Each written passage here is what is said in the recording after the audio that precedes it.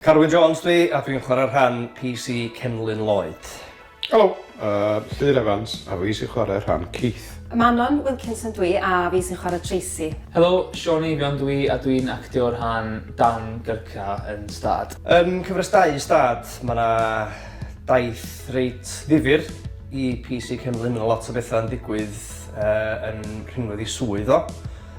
A mae bethau hefyd sydd yn digwydd yn ei fwy personol o weithiau mae'r ddau yn gweithio i fewn i gilydd, ond wrth gwrs allai ddim datgelu gormod ar y pwynt yma.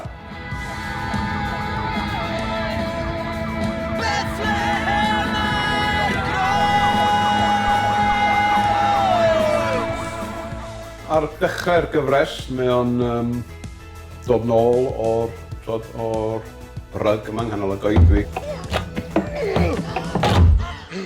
A wedyn, dyn ni'n gweld mae'n cael trafferthion efo'i ferch, mae'n cael trafferthion efo'i wraig, mae'n cael trafferthion yn ei waith, mae'n cael trafferthion efo'i dad, mae'n cael trafferthion efo'i fam.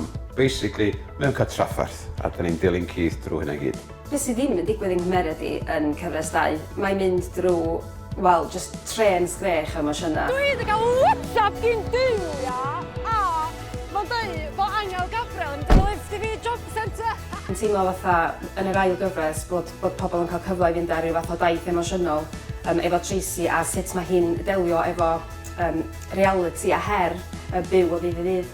Yn cyfres 2, mae Dan yn gorfod tyfu fyny dichrau bach. Mae'n gorfod pwynebu y pethau mae oedd i wneud yng Nghyfres 1, a mae'n gorfod dod i derma efo hynna a delio efo canlyniadau o be mae wedi wneud.